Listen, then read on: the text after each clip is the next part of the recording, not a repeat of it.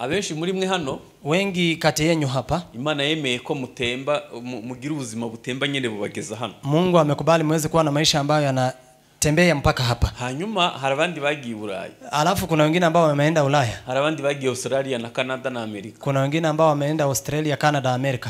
Babwire inkuru itanejeje. Niwaambie habari ambayo haifurahishi. Iyo ugiye Ulaya, ukienda Ulaya ukabaza ahantu uri bujye gusengera, na kuuliza pale utaenda kushiriki, bahita bakubaza ngo uri umuhutu cyangwa uri umututsi. Wanakuuliza je, wewe ni mhutu ama ni mtusi, ili tuweze kukuonyesha. Ibyo mvuze mnavyumvishe? Yale nimesema mnasikia? Bahita bakubaza uri umuhutu cyangwa uri umututsi. Wanakuuliza je, wewe ni mhutu ama ni mtusi, kugira ngo tukuragira aho ujya gusengera, ili tuweze kukuonyesha pale utaenda kushiriki. Kuna matorero y'abahutu, kwa maana kuna makanisa ya makabila, hakaba na matorero y'abatutsi, na kuna makanisa yamegawanywa kwa makabila. Ubwo murumva twaratembanye ubuzima cyangwa twatembanye urupfu. Je, mnasikia kwa tumeweza kuenda na uzima ama na kifo? Kwibwije ukuri, tukijiambia kwa ukweli, abantu bavuye mu karere k'ibyaga bigari, watu ambao wametoka nchi za maziwa makuu, ingo zabo 7 ku 10 zose ziri gusenya, boma zao 7 kwa 10 zinabomoka. Ubwo twatembanye y'ubuzima cyangwa twatembanye ibibazo? Je, huko tumetembea na maisha ama tumetembea na matatizo ambayo anajua kuogelea? Ahantu niho nanjye ntegereje. Hapa ndipo mimi hata pia nangojea. Ni kwigaragaza ku mwuka wera, ni kuweza sasa kujidhihirisha kwa Roho Mtakatifu. Ibyo ari byo byose ikiwezekana muri 88 katika mwaka wa 88 Imana yaratubwiye, Mungu akatuambia, itubwira ukuntu ibintu bizakurikirana muri aka karere. Akatuambia vile vitu zitafuatana katika area hii. Imana bitubwira mu buryo bubabaje. Mungu akatuambia kwa jinsi ya kuhuzunisha. Nk'ibyo twese tureba, ni kama vile sote tunavyoangalia. Ariko yasoreje ku kintu cyiza, lakini amemalizia kwa jambo nzuri. Yaravuze ngo nyuma ya, amesema baada ya hapo Imana izasuka umwuka wera, Mungu atamimina Roho Mtakatifu. Imana izasuka imbaraga, Mungu atamwanga nguvu zimeze neza nk'izabaye mu byakozwe n'intumwa ku munsi wa Pentecost, zile ambazo zipo kama vile Roho aliposhuka siku ya Pentecost. Hanyuma hari gice kimwe ngo kizarangarira ku butunzi. Alafu sasa kuna kundi moja ambayo itaweza kutazamia sana utajiri. Isi igiye guhindukiza amaso arebe mu karere k'ibyaga bigari, kwa maana dunia inaenda kugeuza macho yaweze kuangalia katika nchi za maziwa makuu.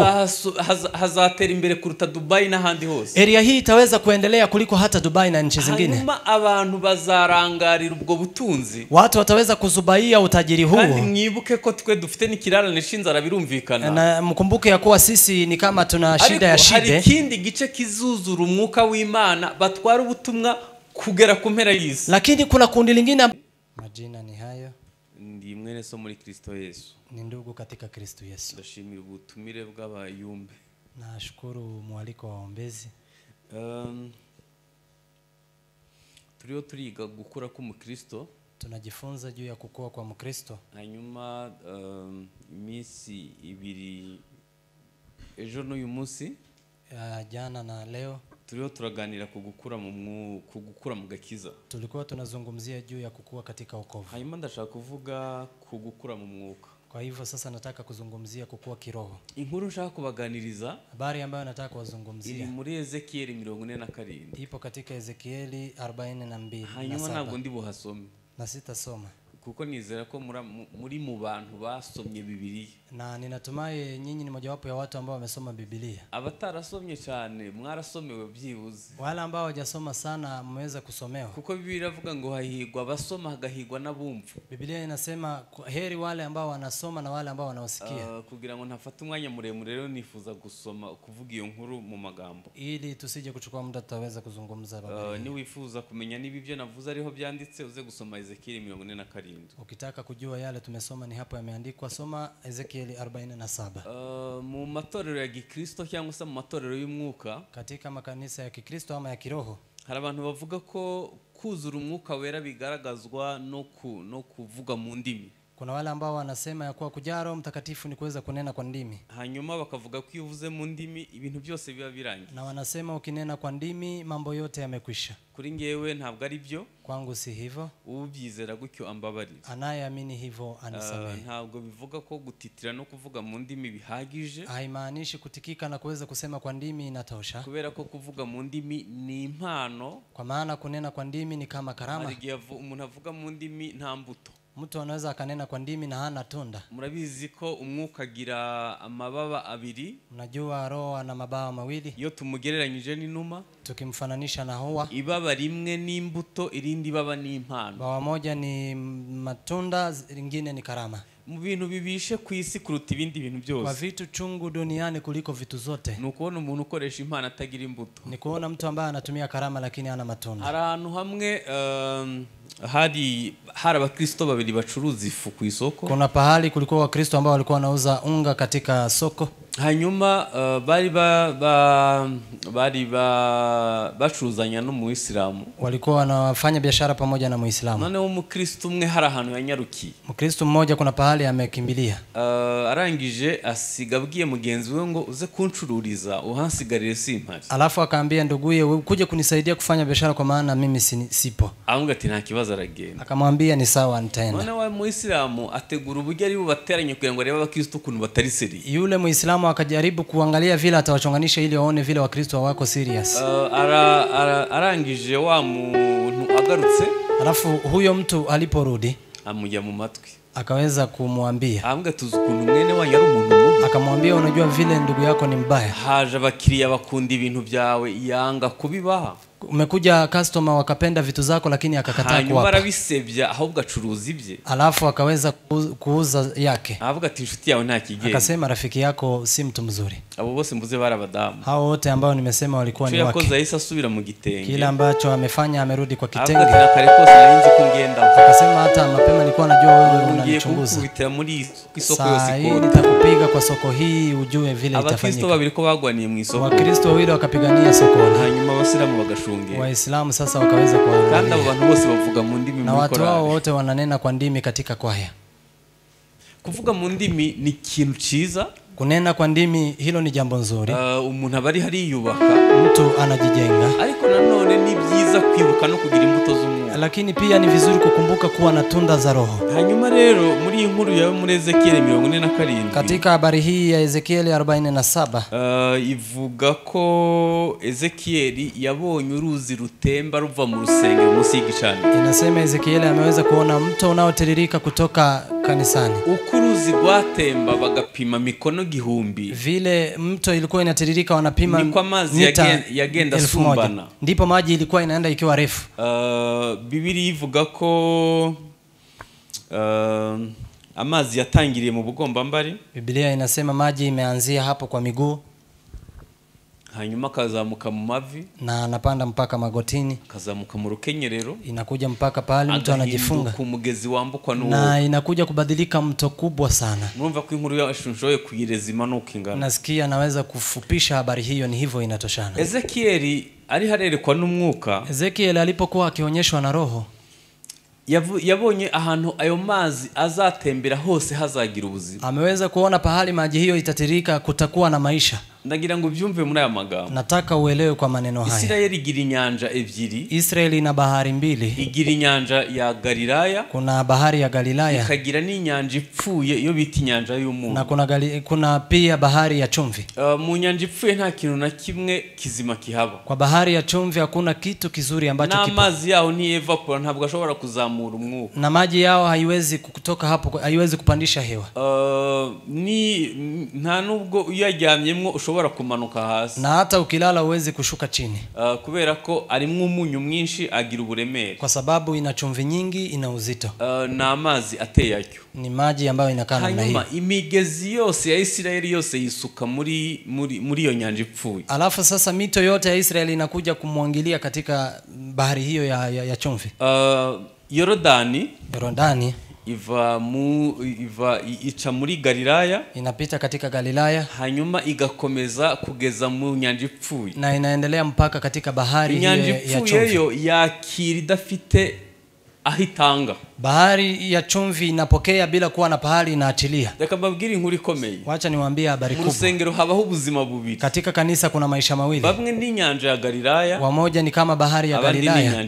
Wengine ni kama bahari ile ya chumvi. Inkuru nziza nababwira. Habari nzuri ambayo naweza kuambia. Mukuru ruzi ruva munsi y'igicaniro ni rugera mu nyanja ipfuye. Nyanja ipfuye nayo izagira ubuzima. Ni kwa kuwa hii mtu ambayo inakuja kumwangilia hapa, hiyo bahari ya chumvi itaweza kuwa na maisha. Dufite abantu bahisemo kubaho ubuzima bupfuye. Tuna watu ambao wameweza kuchagua kukaa maisha mabaya. Imana ngira ngo nshimire abashumba ko bantumiye. Nataka kuwashukuru wachungaji kwa maana wamenialika. Ariko nubwo wazana bonke. Lakini hata ulete bonke.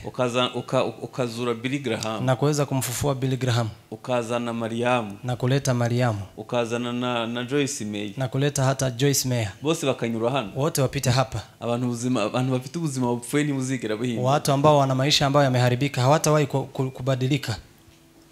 Hari abantu, kuna watu afite niko Imana yabiremye. Hivyo ndivyo Mungu ameumba. Harimo 5 b'abapfu na 5 b'abanyabwenge. Kuna wale 5 ambao ni wenye hekima, wengine 5 wapumbavu. Harimo umugeni n'umuherekeza. Kuna yule ambaye ni bibi harusi na anayemsindikiza. Nutaha mu rugo, ukirudi nyumbani, uze kwiherera. Ukuje kukaa peke yako. Hanyuma uirebe uhereye ku mutwe kugera hasi. Alafu jiangalie kutoka kichwa mpaka miguu yako. Weza wabikorera ni muri dushe honyine. Pahali pazuri unaweza ukafanyia ni katika bafu. Ndipo unaweza ukajiona vizuri. Uzasanga ufite amaso abiri. Utapata una macho mawili, amatwi abiri, masikio mawili, intobore ebyiri z'amazuru, ukiwa na mapua, shimo mbili, ukiwa na amaboko abiri, kila kitu mbili, amabere abiri ku badamu, ukiwa na matiti mbili, amaguru abiri, miguu mbili, byose ni bibiri. Kila kitu ni mbili. Ibi bibiri, hizi vitu mbili, kimwe gishushanya ubugingo, moja inamaanisha uzima, kigashushanya gehenomu, ingine inamaanisha gehenomu, kimwe gishushanya kamere, moja ikindi kigashushanya umwuka, ingine roho, kimwe gishushanya isi y'umwijima, moja inaonyesha dunia ya giza, ingine dunia ya kiroho. Ni gute ibintu bishobora guhinduka? Ni jinsi gani vitu hizo zinaweza kubadilika? Uyu mugoroba ugira mahitamo. Ni jioni hii uwe na maamuzi. Ngiye kuva mu bageni nge mu baherekeza. Na kusema naenda kutoka katika ngiye kuva mu baherekeza nge mu bageni. Natoka kwa wasindikizi niweze kuingia kwa bibi harusi. Nge mu mbaraga. Nitoke kwa wenye wadhaifu niingie kwa wenye nguvu. Kumva bigomba kunsigira mahitamo. Vitu zote ambazo nasikia lazima ziweze kuniachia kwa Mungu. Nzanya mahitamo. Kwa nini nilete maamuzi? Akantu Imana yaremanye umuntu itahaye abamarayika n'inyamaswa na mahitamo. Kitu ambacho Mungu ameumba mtu peke yake bila wanyama pia malaika ni maamuzi. Ako kantu niki Imana izashingiraho icira urubanza umuntu. Hicho ndicho Mungu atasimamia akiweza kumhukumu mtu. Hanyuma ako kantu ni umutungo ntavogerwa. Alafu sasa hiyo ni utajiri ambao uwezi Imana ntiyinjiramwe na Satani ntiyinjira. Mungu hawezi kuingia bila ruhusa na ibilisi hivyo. Rimwe na rimwe Satani yege tumubeshe. Saa zingine shetani tunamdanganyishia. Wakwemeye uruhare rwawe rw'amahitamo yawe mabi. So kubali jukumu lako la kuweza kuchagua vibaya. Hello.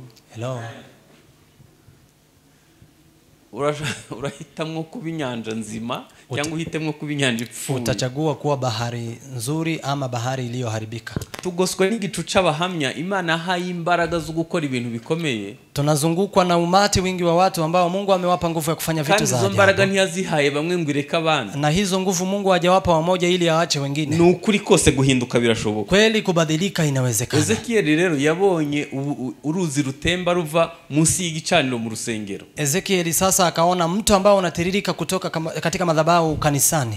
Joyce Meyer yaravuze ngo, Joyce Meyer akasema, twigishije abantu kuza mu rusengero. Tumewafunza watu kuja kanisani. Ariko ntitwababwiye ko nabari urusengero inyuma y'urusengero. Na hata hatujawaambia ya kwamba wao ni kanisa nje ya kanisa. Nituvuga uruzi rutemba ruva ahera. Tukisema mtu ambaye inatiririka kutoka patakatifu munsi y'igicaniro chini ya madhabahu. Wibuke ko Yesu yavuze ngo munda z'abizera imigezi y'amazi zahora itemba. Kumbuka Yesu amesema katika tumbo za waumini mito itaendelea kutiririka. Kandi yabivuze yerekeza ku mwuka wera. Na hiyo amezungumza akielekea kwa Roho Mtakatifu. Chama munda z'abasore. Ingelitupa katika tumbo za vijana. Katika wasichana. Papa na bamama. Wa baba na wa mama. Imigezi y'amazi y'ubugingo igatera. Mito ya uzima iweze kutiririka. Muri impamvu sambana bigakunda. Kwa nini unafanya usherati na inakubali? Ni kubera kutayigeze usogongera ku mazi y'umwuka wera. Ni kwa sababu hujawahi kukunywa maji ya Roho Mtakatifu. Muri impamvu urarikira inzoga. Kwa nini unatamani pombe? Ni kubera ko Yesu atigeze akumara inyota. Ni kwa sababu Yesu hajawahi kukumaliza kiu. Mu rubavu rwa Yesu havuyemwo amazi n'amaraso. Katika ubavu wa Yesu kumetoka maji na damu. Amaraso atweza ibyaha. Alafu damu ikatupaka, amazi akatumara inyota y'isi. Alafu maji ikatumaliza kiu cha ulimwengu. Paulo agera akavuga ngo isi nyireba ibambye na ikambona mbamba. Ndipo Paulo akasema mimi naangalia dunia kama imesulubishwa nami naangalia kama imesulubishwa. Mungu atumalize kiu. Kwa maana tumeweza kukunywa kwa maji hii. Dukwiye kugira imibanire n'umwuka wera. Lazima tuwe na maisha mazuri na Roho Mtakatifu. Uyu muntu yamfasha kuri aka gacupa k'amazi. Mtu huyu anaweza akanisaidia kwa chupa hiyo ya maji. Urakoze cyane. Barikiwe sana. Nashaka kukifashisha nk'urugero. Nataka nitumie kama mfano. Ndashaka kugaruka hamwe natangiriye. Nataka kurudia pale nimeanzia. Navuze ko abantu abigisha bamwe bavuga ko iyo umuntu avuga mu ndimi biya bihagije. Na nitasema walimu wamoja wanasema mtu akinena kwa ndimi imetosha. Hari n'amatorero yigisha abantu kuvuga mu ndimi. Na hata kuna makanisa ambayo yanafunza watu kunena kwa ndimi. Ntabwo mfite icyo nshaka kubivugaho. Si na mambo ambayo naweza kuzungumzia. Ariko ndashaka kubaganiza ukuntu ubuzima bw'umwuka buko. Lakini nataka kuwazungumzia vile maisha ya kiroho yanafanya. Duspose ko aka kantu ari ikintu kijyamwo litiro 10. Tufananisha kuwa kitu hiki inaingia lita 10. Iyo hagiyemo litiro imwe kingia lita moja, ntabwo twavuga ko harimo ubusa. Hatuwezi sema kuna bure. Ntibyuzuye byo guseseka ariko nanone ntiharimo ubusa. Haijai kama vile inaweza mwangika lakini pia si bure. Iyi litiro ya mbere ibanza, hii lita ya kwanza ambayo inaanza, nta wakwemera ibyaha atabyemejwe n'umwuka we. Hakuna yule anaweza kukubali dhambi bila kukubalishwa na Roho Mtakatifu. Nukuvuga ngo n'umuntu utavuga mu ndimi afite umwuka muke wamwemeje ibyaha. Na hata yule ambaye aneni kwa ndimi ana roho chache ambayo imemkubalisha dhambi. Yatsindishirijwe n'umwana w'Imana. Angalau ameweza kushindiwa ni mwana wa Mungu. Hanyuma uko azahuza ijambo ry'Imana n'ubuzima hazabagiye mw'indirito. Vile ataunganisha neno la Mungu na maisha kutakuwa kumeingia lita nyingine. Uko azababarira bamuhemukiye bizazamuka. Vile atawasamee wale ambao wamemkosea itaendelea kupanda. Ico yaremewe na akagikora nabyo bizazamuka. Na akijua lengo lake la kuishi ataendelea kupanuka. Uko azapfa ku ngeso za kamere bizaba bizamuka. Vile ataweza kukufa kwa utu wa kale itaendelea kuinuka. Hanyuma nibigera hano hejuru. Alafu ikijaa mpaka juu bizaseseka. Na itaweza sasa kumwangika. Iyo bisesetse ikimwangika twe tubyita kuzura umwuka wera. Sisi tunaita kujaa Roho Mtakatifu. Abandi babyita gusendereza. Wengine wanasema ni kujazwa. Cyangwa se nyine kuzura umwuka wera. Kujazwa Roho Mtakatifu. Murebe hano. Angalia hapa. Iyo bisesetse hano nyuma, ikiwa imemwangika hapa nyuma, biseseka ari impano, inamwangika ikiwa karama. Hanyuma bwa buzima bw'imbere, alafu haya maisha ya ndani bizana imbuto, inaleta sasa matunda. Mbabwira ikibazo twagize rero. Wacha niwaambie sasa tatizo. Abantu benshi bita kuri ubu buzima bw'inyuma. Watu wengi wanajali haya maisha ya nyuma. Ariko ntibazi ko impano ibereyeho abandi. Lakini hawajui kama karama inaishi kwa ajili ya wengine. Imbuto zitunga nyirazo. Matunda yanaishi kwa ajili ya mwenyewe wewe. Hello. Hello. Iyo abantu bose bakoresha impano bita no ku buzima bw'imbuto, isi yahinduka paradiso. Kama watu ambao wanatumia karama wangeweza kujali maisha ya tunda, ingelikuwa dunia ibadilike. Maisha ya kiroho yatakuwa. Tugiye gutangira mu bugomba mbari. Sasa tutaanzia huko miguuni chini. Ubugomba mbari, amazi ageze hano mu bugomba mbari, maji ambayo yanamfikia mtu hapa kwa miguu chini, bisobanuye igihe umuntu yakizwaga. Inamaanisha wakati mtu aliokoka, igihe umuntu yatangira kwinjira mu bwami bw'Imana, zile mtu ameweza kuingia katika ufalme wa mbingu.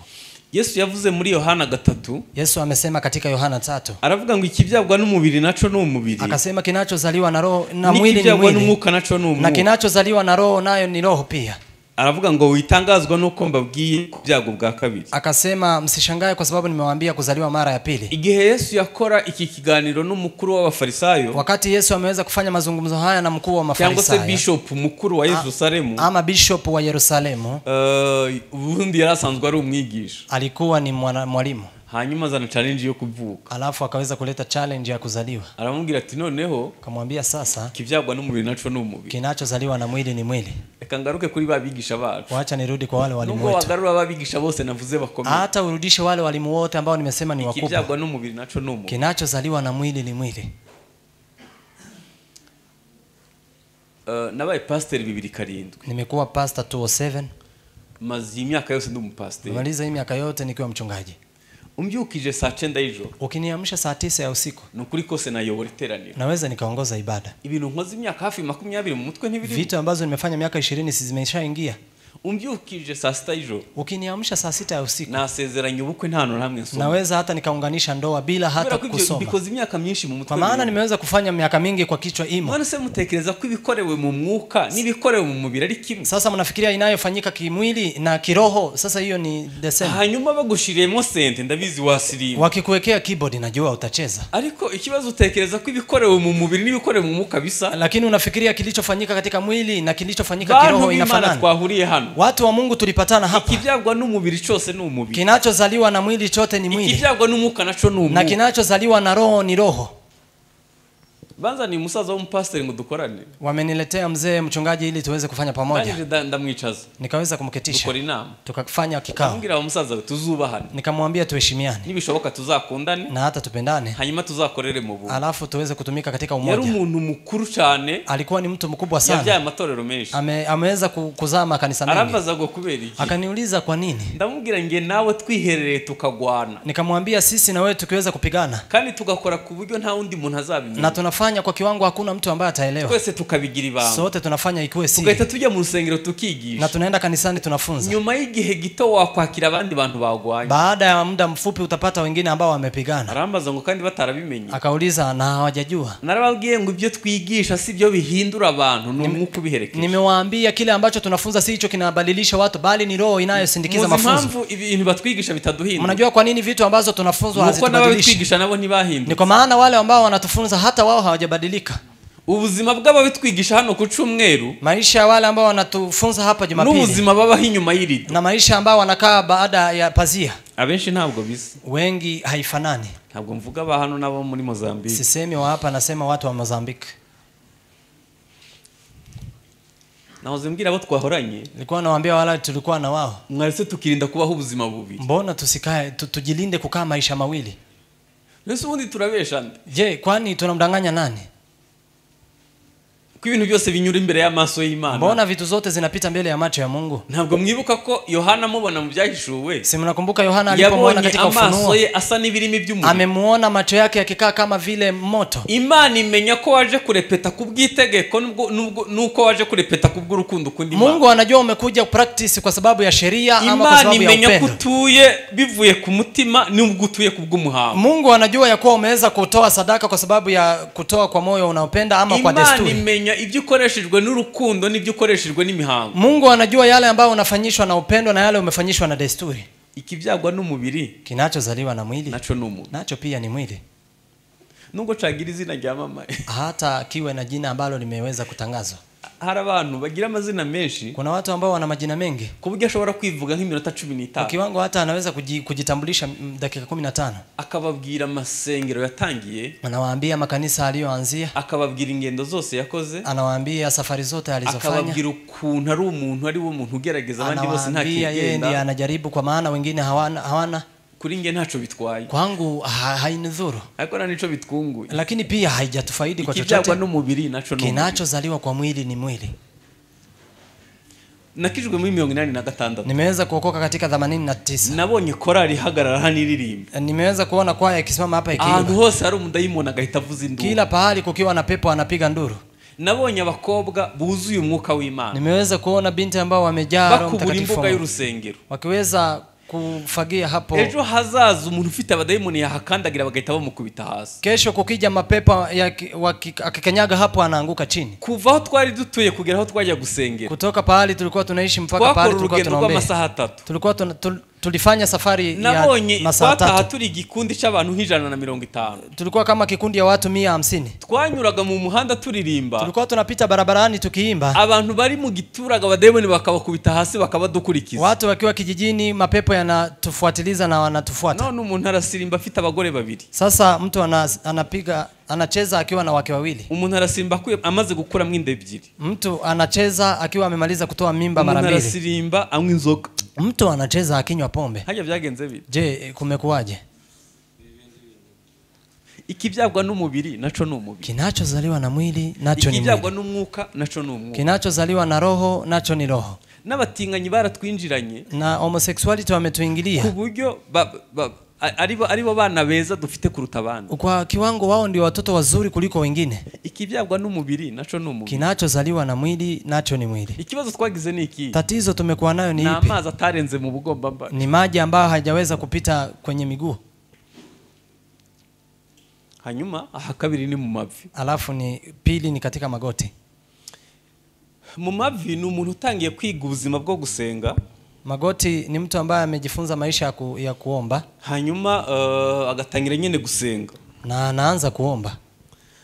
Mwigeze mubona umuntu ubaho ana mu mavi nabwo ubugifite ubushobozi bwo kwiyobora? Unaona magoti una uwezo wa kujiongoza.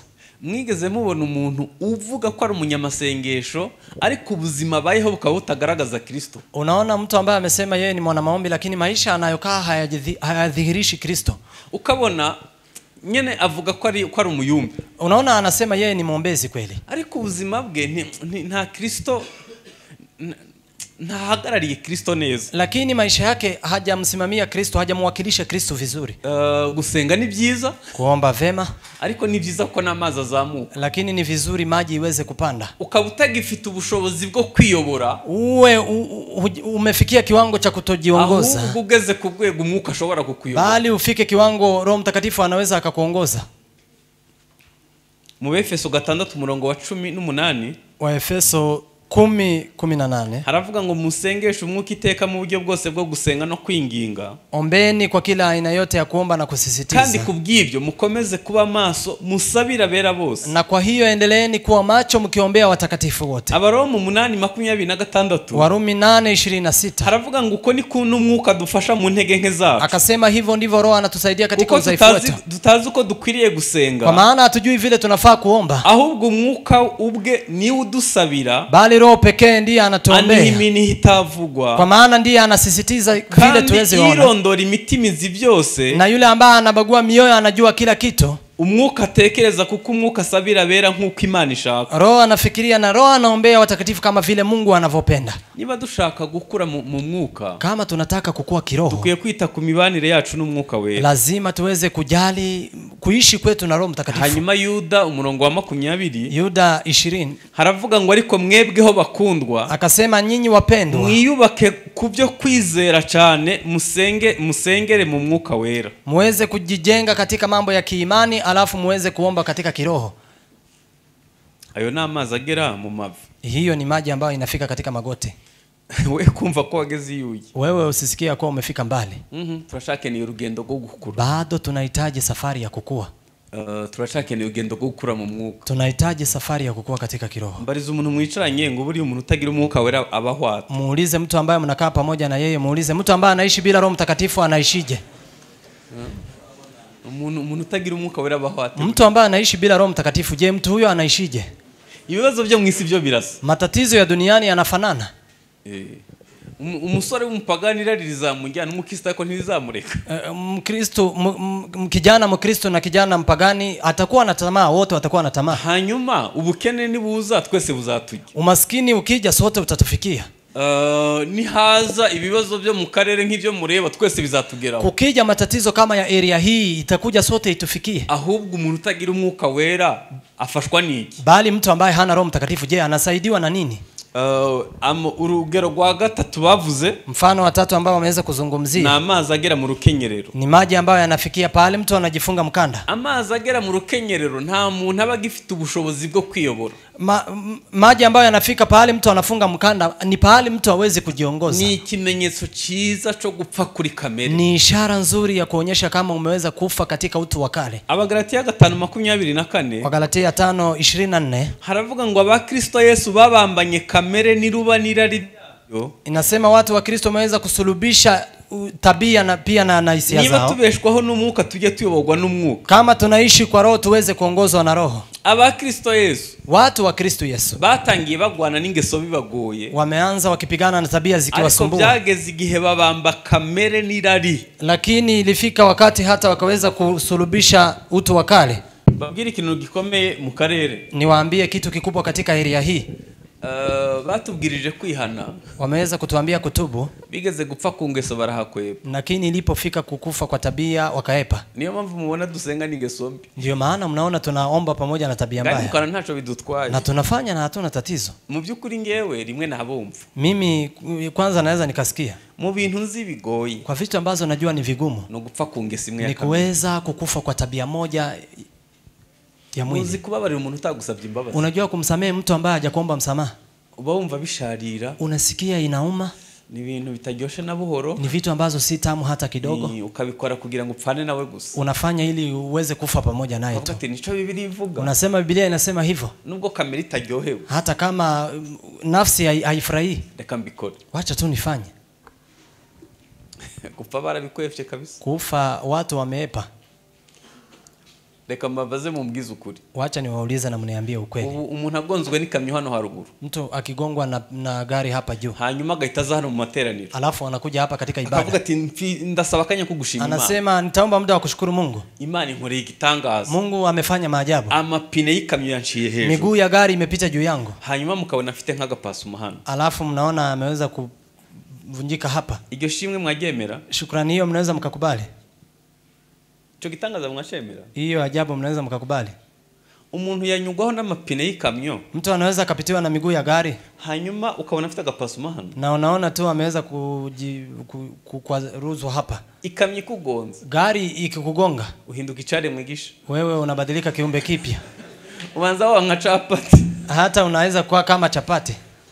Iyo umuntu agonzwe n'umusaraba, mtu akigongwa na msalaba agahura nawo neza na apatane na msalaba kweli kweli, uramwica kuri kamere n'imitekerereze na karande n'umuco n'ibintu byose akabicare mwigisha. Utaweza kumfanya akufe kwa mambo ya kidunia yote na mwili aweze kubadilika kuwa kiumbe kipya. Akabuto kataguye mu butaka ngo gapfe gakomeza kuba kari konyene. Tunda ambalo halijaanguka kwenye ardhi na life linabaki kuwa peke yake. Kezi zindi mbuto. Lakini tunda ambalo limeanguka kwenye ardhi limeweza kuzaa tunda nyingi. Banze gupfa. Watu wamekataa kufa. Murabizi ko batera igishimbo cumye cyangwa se ikigori. Mnajua wanapanda mahindi ambayo imekauka ama maharagwe. Mu butaka habiki.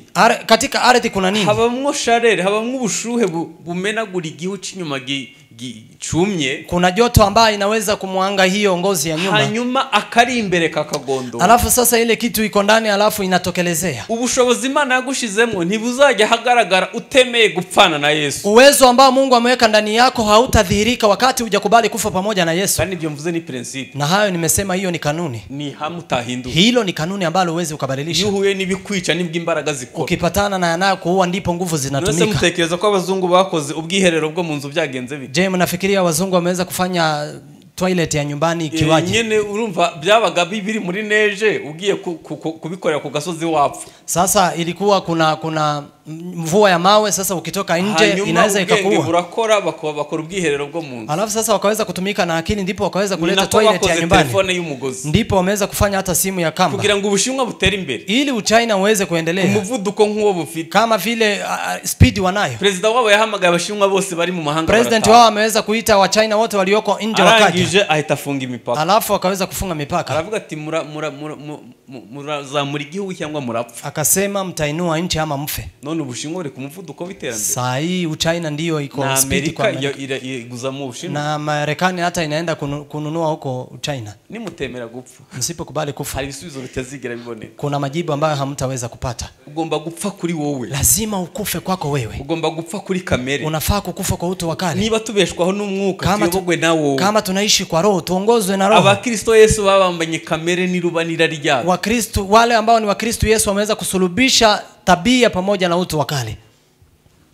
Amazi yo mu rukenyerero ni meza. Maji ya pahali mtu anajifungia mkanda ni mazuri. Ariko ntahagije. Lakini hiyo pia haijatosha. Tukiye kurenga kuba abantu kuba tutiyobora ni sawa. Kuwa hatujiongozi ni sawa. Ariko ntibihagije. Lakini pia haijatosha. Hanyuma alafu amazi ya nyuma, maji ya mwisho na amazi yambukwa n'uwoga. Ni maji ambayo anajua kuogelea. Aha niho nanjye ntegereje. Hapa ndipo mimi hata pia nangojea. Ni kwigaragaza ku mwuka wera. Ni kuweza sasa kujidhihirisha kwa Roho Mtakatifu. Ibyo ari byo byose ikiwezekana muri 88 katika mwaka wa 88 Imana yaratubwiye. Mungu akatuambia. Itubwira ukuntu ibintu bizakurikirana muri aka karere. Akatuambia vile vitu zitafuatana katika area hii. Imana bitubwira mu buryo bubabaje. Mungu akatuambia kwa jinsi ya kuhuzunisha. Nk'ibyo twese tureba. Ni kama vile sote tunavyoangalia. Ariko yasoreje ku kintu cyiza. Lakini amemalizia kwa jambo nzuri. Yaravuze ngo nyuma ya. Amesema baada ya hapo Imana izasuka umwuka wera. Mungu atamimina Roho Mtakatifu. Imana izasuka imbaraga. Mungu atamwanga nguvu. Zimeze neza nk'izabaye mu byakozwe n'intumwa ku munsi wa Pentecost. Zile ambazo zipo kama vile Roho aliposhuka siku ya Pentecost. Hanyuma hari gice kimwe ngo kizarangarira ku butunzi. Alafu sasa kuna kundi moja ambayo itaweza kutazamia sana utajiri. Isi igiye guhindukiza amaso arebe mu karere k'ibiyaga bigari. Kwa maana dunia inaenda kugeuza macho yaweze kuangalia katika nchi za maziwa makuu. Hazatera imbere kuruta Dubai na n'ahandi hose. Area hii itaweza kuendelea kuliko hata Dubai na nchi zingine. Hanyuma abantu bazarangarira ubwo butunzi. Watu wataweza kuzubaia utajiri huo. Kandi mwibuke ko twe dufite n'ikirarane c'inzara birumvikana. Na mkumbuke ya kuwa sisi ni kama tuna shida ya shide. Hari kindi gice kizuzura umwuka w'Imana batwara ubutumwa kugera ku mpera y'isi. Lakini kuna kundi lingine ambalo litajaa Roho Mtakatifu na wapeleke injili dunia nzima. Yaratubwiye ngo ubwo nibwo bubyutse bwa nyuma buzateguriza umugeni gutaha. Ametuambia hiyo ndio wa mwisho ambao itaweza kuandalia bwana harusi kuweza bibi harusi kwenda. Babereye umunyakuri. Kwa maana nikiwa mwenye ukweli. Uyu munsi impanda ivuze. Saa hii parapanda ikilia. Wanza haja mu ijuru bake. Wanaweza wakaenda wachache. Nimuona ko twuzuye. Si mnaona tumejaa. Abahamagawe ni benshi. Walioitwa ni wengi. Ariko abatoranyijwe ni bake. Lakini walioteuliwa ni wachache. Ubwo ndavuga ubuzima tubaho inyuma y'urusengero. Mimi nazungumza maisha ambayo tunakaa baada ya kanisa. Umwuka n'umugeni. Roho pamoja na bibi harusi. Baravuga ngo urakaza mwami Yesu. Wanasema karibu Bwana Yesu. Icyama twese tugahamagara ububyutse ngo buze. Ingelitupa sote tuweze kuita uamsho ukaje. Marisi tukarenza amaso ibyo tureba. Mbona tusiweze kupitisha macho yale ambayo tunaona? Hanyuma tugategereza icyo Imana yavuze. Halafu tuweze kungojea kile Mungu ameweza kusema. Icyo Imana yavuze kizaba. Kile ambacho Mungu amesema kitakuwa. Biblia yatubwiye ngo ni umugezi wambukwa n'uwoga. Biblia imesema ni mto unayevukwa na mtu ambaye anajua kuogelea. Ayo mazi azamanuka muri ya nyanja ipfuye navuze. Hiyo maji itaweza kuteremuka katika hiyo bahari imekufa. Hanyuma aho hantu haremera ubuzima. Alafu mahali hapo itaweza kufanya maisha. Abenshi muri mwe hano, wengi kati yenu hapa, Imana yemeye ko mutemba mugira ubuzima butemba nyene bubageza hano. Mungu amekubali muweze kuwa na maisha ambayo yanatembea mpaka hapa. Hanyuma hari abandi bagiye Ulaya. Alafu kuna wengine ambao wameenda Ulaya. Hari abandi bagiye Australia na Canada na America. Kuna wengine ambao wameenda Australia, Canada, America. Babwire muri tanejeje. Niwaambie habari ambayo haifurahishi. Iyo ugiye Ulaya, ukienda Ulaya, ukabaza ahantu uri bujye gusengera. Na kuuliza pahali utaenda kushiriki. Bahita bakubaza ngo uri Umuhutu cyangwa uri Umututsi. Wanakuuliza je, wewe ni Mhutu ama ni Mtusi, ili tuweze kukuonyesha. Ibyo mvuze mnavyumvishe? Yale nimesema mnasikia? Bahita bakubaza uri Umuhutu cyangwa uri Umututsi. Wanakuuliza je, wewe ni Mhutu ama ni Mtusi, kugira ngo tukuragira aho ujya gusengera, ili tuweze kukuonyesha pahali utaenda kushiriki. Kuna matorero y'Abahutu. Kwa maana kuna makanisa ya makabila. Hakaba na matorero y'Abatutsi. Na kuna makanisa yamegawanywa kwa makabila. Ubwo murumva twaratembanye ubuzima cyangwa twatembanye urupfu. Je, mnasikia kwa tumeweza kuenda na uzima ama na kifo? Twibwije ukuri, tukijiambia kwa ukweli, abantu bavuye mu karere k'ibiyaga bigari, watu ambao wametoka nchi za maziwa makuu, ingo zabo 7/10 zose ziri gusenya, boma zao 7/10 zinabomoka. Ubwo twatembanye y'ubuzima cyangwa twatembanye ibibazo? Je, huko tumetembea na maisha ama tumetembea na matatizo? Imana iduha ubuzima, Mungu atupe uzima bwazatuma aho tugeze hose, ambayo inaweza ikafanya pahali tumefika kote. Inyanja ipfuye igira ubuzima, ile bahari ambayo imeharibika iwe na maisha. Yenibaza, najiuliza, igihugu carabakiri, nchi hii imeweza kuwapokea, nukuri bakoreye umugisha, kweli wameweza kutumikia baraka, ariko nubuhe buzima mwabahaye? Lakini je, ni maisha gani ambayo mmewapa? Nonese ni Imana ishimwe ko barimo kuvuga mu Kiswahili basi. Mungu asifiwe kwa sababu tunaongea Kiswahili. Ariko hano harimo abene igihugu banga. Lakini hapa kuna wananchi wangapi? Ko mushobora gukomunika ku rurimi? Mbona mnaweza kucommunicate kwa ndimi? Iyo mugiye guhaha ko bivamo. Mbona mkiendea posho mnaongea Kiswahili? Mbona kuwaambia Yesu haikubali? Twatembanye ubuzima cyangwa twatembanye imitekerereze? Je, tumekuja huku na maisha ama tumekuja huku na yale mafikra? Umusumwe twari kumva ya Stefano. Siku moja tulikuwa kwenye kaburi la Stefano. Twari dufite umugide w'Umuyahudi. Tulikuwa na mtu ambaye anatusindikiza, anatuonyesha Myahudi. Abayahudi kuntu nyene birara. Mnajua Wayahudi vile wanajivuna. Aratureba ahita araduhindukira tubaza ngo hajya ngo ni muri Abakristo. Akatuangalia na kutuambia, je, si nyinyi ni Wakristo? Turamubaza yego turibo. Tukamwambia yes, sisi ni Wakristo. Ngo ariko Abakristo ntabwo muri serious. Lakini akasema nyinyi Wakristo hamuyuko serious. Abivuga mugwenya. Na akasema akicheka. Turamaza gutese. Tukamuuliza kivipi? Aravuga ngo muribuka ngo wa Yesu wanyu. Mnakumbuka ule Yesu wenyu? Ngo yabanye n'aba bantu. Amekaa na watu hao. Ngo yavuga Stefano. Alikuwa anazungumza na Stefano. Hanyuma ngo asiga babwiye ko bazava Yerusalemu ngo bakagera ku mpera. Alafu akaacha akimwambia mtatoka Yerusalemu mpaka mwisho wa dhahari. Hanyuma murabizi ko Abayuda natwe tutoroshe. Alafu mnajua sisi Wayahudi sisi wepesi. Hatukubali mataifa. Ngo hanyuma ngo bahita babakishira hamwe cyo gusangira ibyo kurya. Alafu sasa wakaweza kujenga ministry ya kuweza kuchangia chakula. Bakajya bahanurana hagati hagati yabo, na walikuwa wanatabiriana katikati yao. Ngo Yesu arabareba ari mu ijuru. Yesu akawaangalia akiwa mbinguni. Wasanga bishisho yavuze. Akapata wameharibu kile ambacho amesema. Wahita barekurira hakarengana. Sasa akaweza kuwaletea kudhihakiwa. Abayobozi bose barabica. Viongozi wote wakauawa. Ubu niwe yababanjirije gupfa. Huyu ndiye amewaanzia kukufa. Ngo hanyuma aho banze kujya kuneza. Na pahali wamekataa kwenda kwa uwema, wameenda kwa ubaya. Kandi nibyo bamwe bahise bahungira Burayi. Na wamoja wameweza kukimbilia Ulaya. Bahungira mu majyaruguru ya Afrika. Wengine wakaweza kwenda kaskazini mwa Afrika. Tomaso ameweza kukufia hapa Uhindi. Murashaka kuneza cyangwa kunabi? Mnataka kwa wema ama kwa ubaya? Byose Imana irabigira. Yote Mungu anayo. Hello. Nimutemera nimutahinduka umugezi utemba. Msipobadilika kuwa mtu ambao unatiririka. Kandi utemba n'ubuzima. Na ambao unatiririka na maisha. Mushobora gutemba nyene n'ubusanzwe. Mnaweza mkatiririka tu. Ariko ikibazo ni ibyo tujyana. Lakini tatizo ni yale tunayopeleka.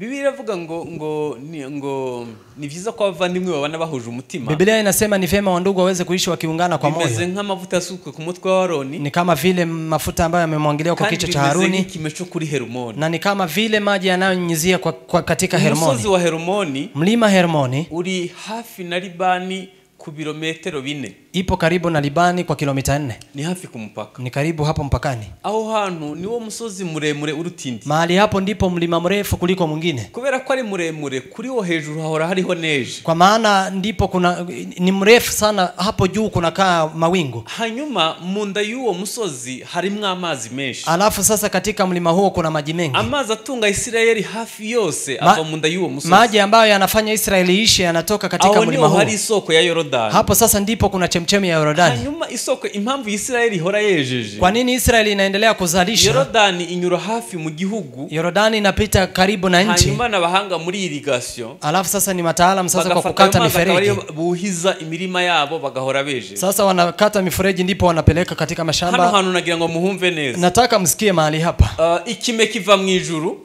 Hiyo mawingu inatoka mbinguni kigashikira ku musozi na inafika mlimani. Mu musozi hakavamwo uruzi. Katika mlima kunatoka maji. Ayo mazi ni atunga igihugu. Na hiyo maji ndiyo inafanya nchi ishi. Itorero ni umusozi. Kanisa ni mlima. Ugomba guhora ni kime kiva mu ijuru. Ambayo unafaa kukaa na mawingu kutoka mbinguni. Hanyuma bakagira ubuzima butemba. Alafu sasa wawe na maisha ambayo yanatiririka. Twakagombye ko badutekereza ngo tungelifaa kufikiria je, ko twagize umugisha wo kugira ikime kiva mu ijuru. Mbona tumeweza kuwa na bahati kuwa na mvua ambayo inatoka mbinguni? Ni ubuhe buzima abantu bacu batemba? Ni maisha gani ambayo watu wetu, uzima gani watu wetu wanaenda na wanatiririka nayo?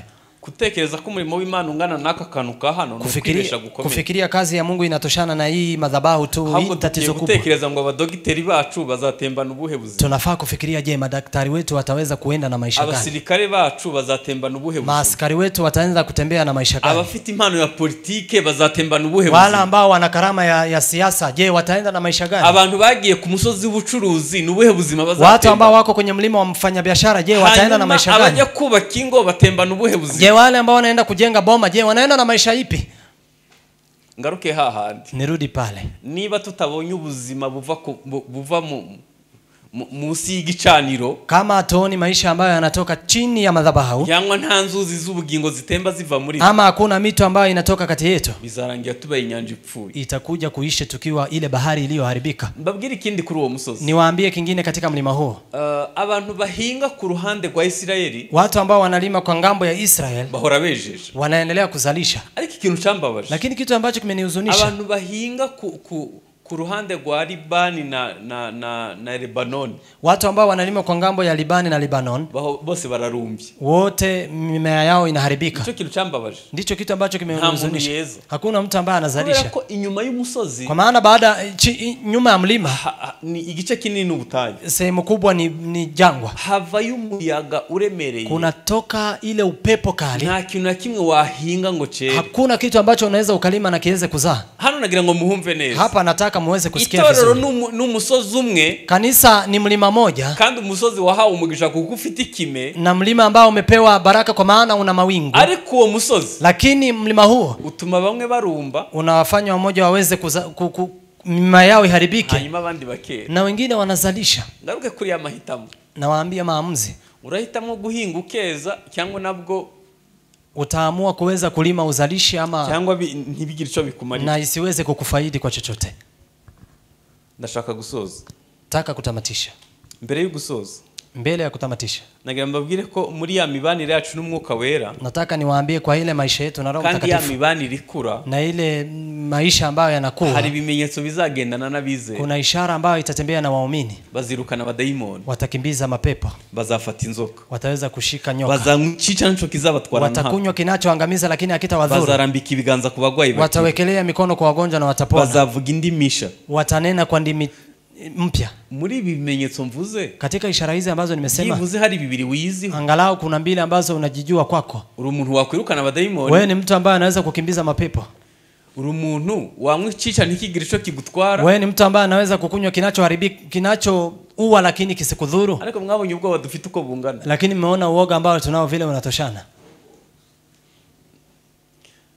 Na ibi nsoma byanse muri Marko 16:17. Nimesoma ni Marko 16:17. Wanzi kichanzo tutamenye ko kiri muri Biblia. Natumai maandiko haya hatujijua kama yako katika Biblia. Ipusi ivuze nabi yabuze ibyo kurya ngo abarozi barakurangisha. Pusi bweka kwa sababu ya kukosa chakula, unasema wachawi wanakuja. Ngubwo wasenganye n'abafite ibihuru. Ukiweza kulala katika kesha kichwa inauma, unasema nimelala na watu ambao wana uchawi. Igihunyira cavuze nabi kuko cibagiweho gitaha nabwo barakurangisha. Ukisikia wandege wanalia usiku, unasema unamalizwa. Umazimisi udakora isuku none inshishi zaraje ngo none nabo nabarozi. Umemaliza siku nyingi bila kufanya usafi, alafu vidudu zikakuingia, unasema hawa ni wachawi. Je, unaoga wa nini?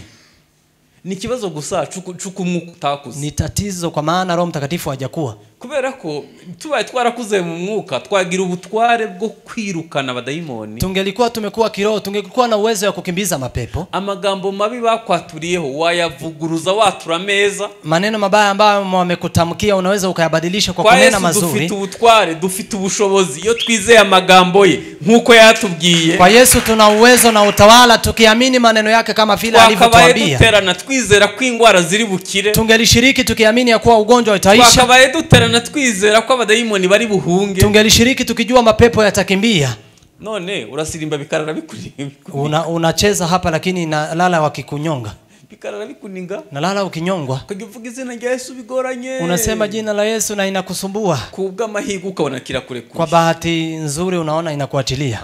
Ukwiye gukura mu mwuka. Unafaa kukua kiroho. Inzozi zawe urota uri mwirimbi. Ndoto zako unaota ukiwa katika makaburi. Urota usambana. Unaota ukiwa unafanya usherati. Urota uginyama. Unaota ukila nyama. Ni ibintu bimeze nk'ugutyo. Mambo kama na hayo. Ibintu bitagira ubuzima. Vitu ambazo hazina maisha. Umuntu yubatse ubuzima bw'umwuka bwakuze. Mtu ambaye maisha ya kiroho yamekuwa. Ni yatewe mu nzozi. Na hata akipigwa katika ndoto. Akavuga mu ndimi acyaha yigwanaho. Anaamuka akinena kwa ndimi na akijipigania. Kubera ubuzima bwo mu mwuka bwarakuze. Kwa maana maisha ya kiroho yameweza kukua.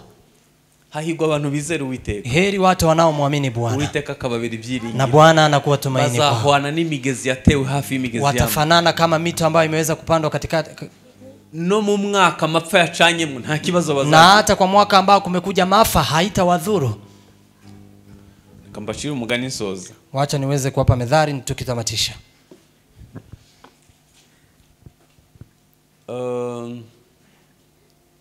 Nagira ngo mbibutse ko ari umugani. Nataka niwakumbushe ni methali. Ni umugani. Methali. Inyamaswa zifite amahembe, wanyama ambao wana mapembe, ngo zakoze umugambi wo gukora ugushima Imana ko zaremwe zifite amahembe. Wameweza kufanya mpango wa kuweza kumshukuru Mungu kwa kuwa ameumbwa wakiwa na mapembe. Hanyuma gakwavu karavuga ati ngere nungu ntaremanywa amahembe ibyo byo nzabiki. Alafu sasa Sungura ikasema hata kama mimi sijazaliwa na mapembe lakini hata mimi nitaweza kukaa na nyinyi. Gahita kagenda hano kwibagiro gatoragura ibihembe. Ikaweza kuenda katika pale wanachinjia, wakaenda sasa wakaleta kichinjio, akaleta mapembe. Hanyuma karangije gahita kagenda kagura ibishashara. Alafu akaenda akanunua vitu za kuchakaa. Hanyuma gapima uwo munsi ugeze. Na alafu ikapima siku hiyo ilipotimia. Gahita kagenda kumuntu avuga ati nterera haya mahembe. Ikaenda na kusema sasa wewe weza kuweka mapembe haya. Uyasudire neza fata. Uweze kuyaweka vizuri yaweze kushika. Hanyuma kubera gutinda gusudiriza. Kwa sababu imeweza kuwekelewa. Gasangano hari amahema hose hashize. Ikapata pahali kulikuwa ikaisha. kagira ibyago bwo kwicara kuzuba nk'iryahoze hano mu gitondo. Sasa ikawa na tatizo la kukaa kwa jua kama ile ilikuwa asubuhi. Izuba murabizi ko lidakundana na biriya bintu by'ubushashara. Jua mnajua halipendi vitu kama hizo coal.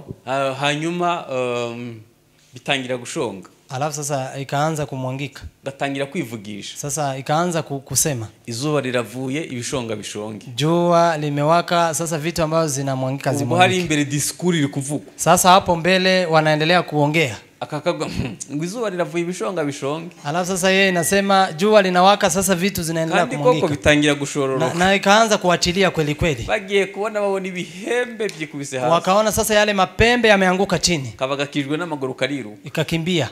Baravuga ati burya. Wakasema yara materano ntiyara mamerano. Ilikuwa ni ya kushimika, haikuwa yake kweli kweli. Reka mabwiza ukuri. Wacha nimwambie ukweli. Ari ibintu bizaduhinyuza. Kuna vitu ambazo zitatupinga. Niba dufite agakiza kagaterano cyangwa ako twakwiye kuri Kristo Yesu. Kama tuna wokovu ya kushimika ama ni wokovu tulitoa kwa Yesu. Ibibazo byo ntitubifiteho control. Matatizo hatuna control kwako. Iyo bije bigaragaza niba dufite agakiza kava kuri Kristo koko. Ikija inadhihirisha kuwa una wokovu ambao imetoka kwa Kristo kweli. Cyangwa se ari twinjiye itorero gusa. Ama tumekuja tu kwa kanisa. Kubera ko ubuzima bw'umwuka burakura. Kwa sababu maisha ya kiroho yanakuwa. Aya mazi agera mu bugomba mbari izuba rivuye igihe kirekire yakama. Hii maji ambayo inafika huko miguuni chini, jua likiwaka inaweza ikakama. Yewe nayagera mu mavi izuba rikomeje kwaka yakama. Na hata hiyo maji ambayo inafikia magotini, jua likiendelea kuwaka inaweza ikakama. Na mu rukenyerero ntiwayizera mu buryo buhagije. Na hata yale ambayo yanafika pahali unafungia mkanda hauwezi kuyaamini. Bihinduka umugezi wambukwa n'uwo. Lakini itafika wakati iweze kujaa kama vile maji mto unatiririka. Ngombe y'ugo ruzi ngo hazaba ibiti byera 12 mu mwaka. Na hata katika mto hiyo itaweza kupandwa miti ambayo inazaa kwa mwaka. Bizaba bifite imbuto za moko yose. Itakuwa na matunda ya aina yote. Hanyuma abantu bazabona aho banikishundura barimo kuroba muri iyo nyanja. Na watu watapata vile wakuweza kuanika vitu za ndoano ili waweze kuendelea kuvua samaki. Ubwo nibwo buhanuzi ntegereje. Hiyo ndio unabii ninangojea. Ibindi byose ni byiza, mengine yote ni mazuri. Kubatsa amazu meza ni byiza, tumejenga manyumba mazuri ni sawa, dufite imodoka nziza ni byiza, tuna gari nzuri ni sawa, twambara neza ni byiza, tukivaa vizuri sawa, dufite uburenganzira bwo kuba muri Amerika cyangwa handi nabyo ni byiza, tukiwa na ruhusa ya kuweza kukaa Marekani nayo pia ni vizuri.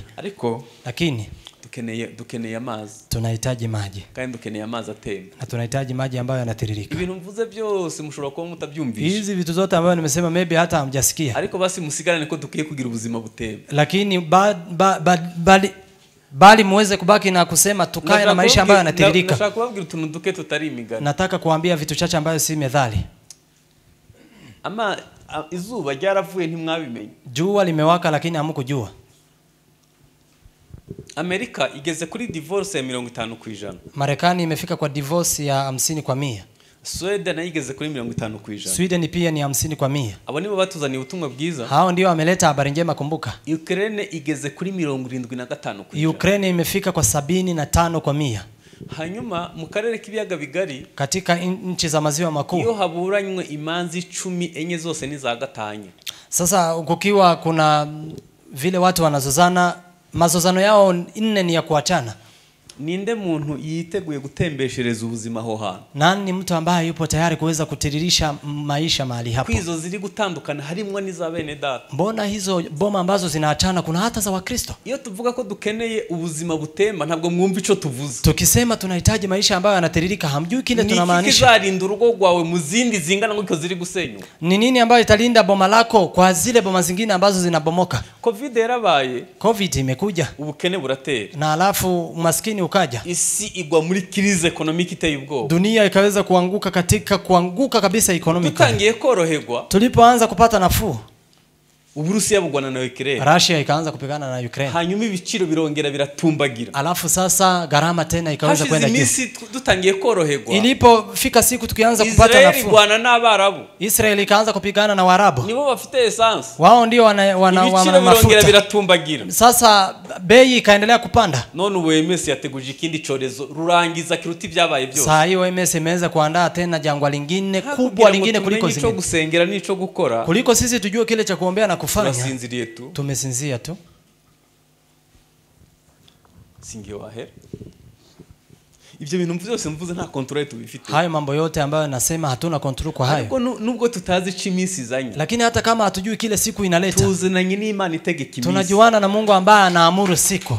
Ibiru twakwanga isi Imana nayo yabyanga. Vitu ambazo tunaweza tukakataa Mungu naye anaweza akakataa. Ibyo twategeka Imana yabikora. Zile vitu ambazo tunaweza tukaamuru Mungu anaweza akafanya.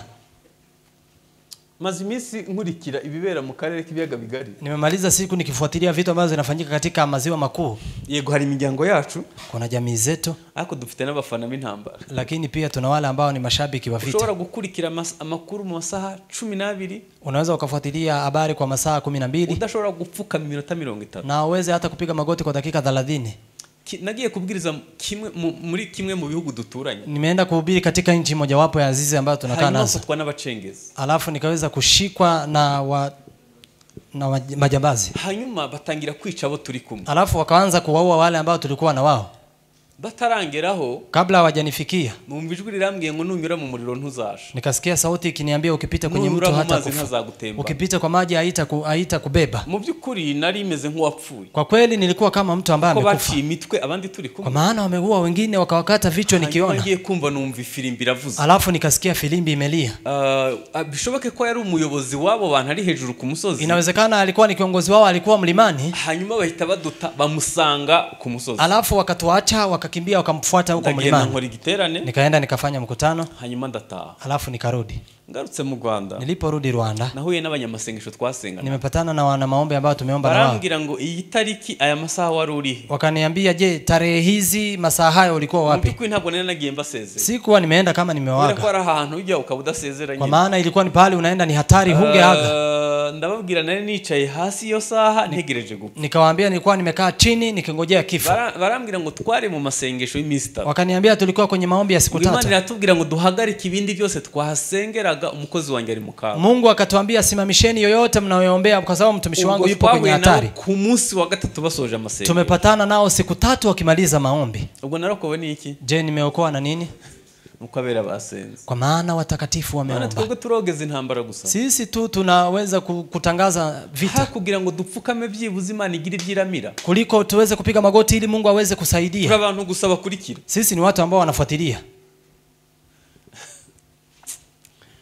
Ibyiringiro byacu tubifite. Tumaini yetu tunayo wapi? Mu bantu cyangwa ku Mana? Kwa watu ama kwa Mungu?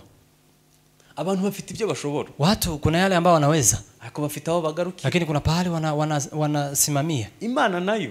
Mungu na yeye ifite ibyikora biri hejuru y'ibyo abantu bashobora. Ana yale anayofanya juu ya yale ambao watu wanafikiria. Ntabwo mwibuka Petero. Hamkumbuki Petro. Afunze ategereje ko ejo azapfa. Akiwa amefungwa akingojea kesho atakufa. Abasenze bakavuga ngo turabyanze. Watakatifu si wamesema tunakataa. Imana igakora igitangaza agafungu. Mungu akafanya ajabu akafunguliwa. Nawe yabyumva nk'indoto. Mpaka yeye alikuwa anasikia kama ndoto. Ibisaba gusenga mureke dusenge. Yanayofaa tuombe, lazima tuombe. Hanyuma ibisaba ibindi abandi bazabikora. Na yale ambayo yanafaa kwa wengine watafanya. Cyangwa sizadukoresha ibirenze ibyo. Ama atatufanyisha zaidi ya hayo. Ariko dukwiye kuba dusenga. Lakini lazima tuombe. Amen. Amen. Izuba liravuye ibishonga. Jua limewaka, yatakayomwangika yamwangike. Navuze divorce. Nimeweza kusema divorce. Navuze intambara. Nimesema vita.